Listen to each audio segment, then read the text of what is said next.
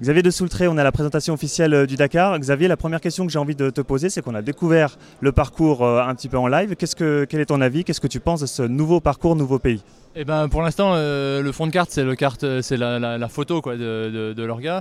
Maintenant, on va superposer ça un peu et se pencher un peu sur Google Earth.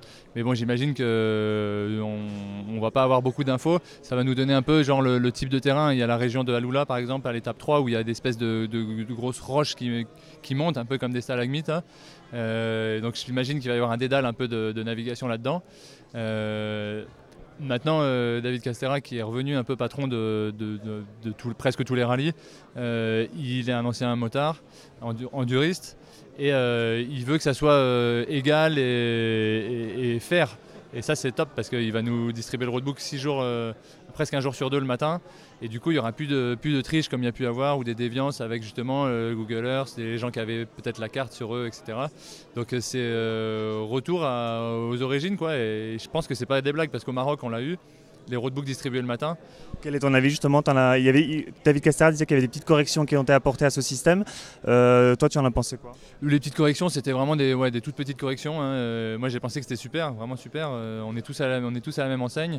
Moi, j'ai commencé tout seul à me débrouiller, à essayer de trouver des partenaires pour faire mon rêve de faire le Dakar. J'ai réussi à le faire. Une année, puis 2 années, et puis ça s'est bien enchaîné. Mais au début, quelqu'un qui arrivait par exemple l'année dernière, et c'était vraiment pas facile puisque les équipes avaient vraiment plus d'avantages que les amateurs. Donc là, ça remet tout le monde à égalité. Et puis même, on y passait 3-4 heures, on s'enfermait dans les tentes ou dans les camping-cars pour préparer le roadbook. Maintenant, on va pouvoir un peu aller à la cantine, voir les copains, prendre un peu de temps, quoi, se reposer. Donc c'est vraiment bien. L'objectif pour toi, il y a la domination KTM depuis pas mal d'années. Yamaha, c'est clairement la victoire que vous visez? Bah ouais, ça serait bien. On a eu Yamaha a eu 9 victoires. On a porté une 10e pour Yamaha, ça serait vraiment fort. Je vais faire mon maximum. J'ai tout dans les poches pour être devant. On a vu au Maroc que les cartes étaient vraiment redistribuées. Il y a KTM, il y a Honda, il y a nous. Et on est fort. On n'a rien à envier aux autres. Maintenant, c'est long, il peut se passer 1000 choses et il se passe d'ailleurs souvent 1000 choses. Donc il faudra gérer avec ce qui va se passer et puis essayer de profiter au max de tout ça pour battre les 5 que j'ai pas réussi à battre l'année dernière. Vous avez beaucoup travaillé sur la moto pour combler le gap avec les machines officielles KTM?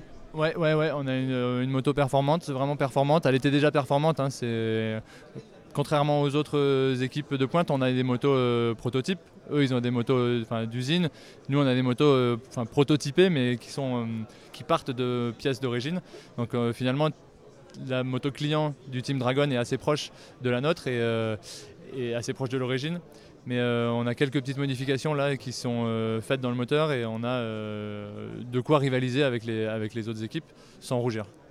Au niveau de ta préparation, tu en es où? Tu t'es à 100% déjà ou il y a encore un petit peu de travail? Ouais, je suis à 100% et j'ai Fred Sandouli qui est avec moi maintenant, qui m'entraîne. Et ça, c'est vraiment top. Je roule un peu avec le groupe de Thibaut Munier aussi là. Et puis j'ai toujours les mêmes un peu gens autour de moi, mon frère.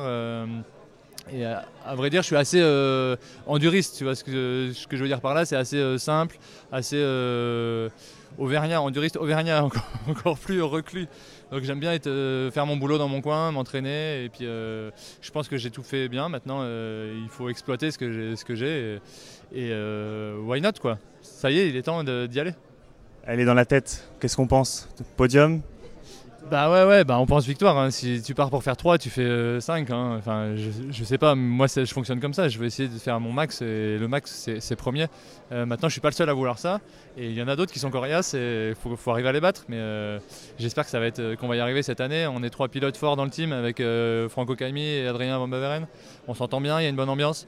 Donc si on arrive à travailler ensemble pour battre les autres et puis se battre entre nous à la fin, ça serait royal. C'est tout le mal qu'on vous souhaite. Merci Xavier. Merci beaucoup. Allez, à plus. Au top.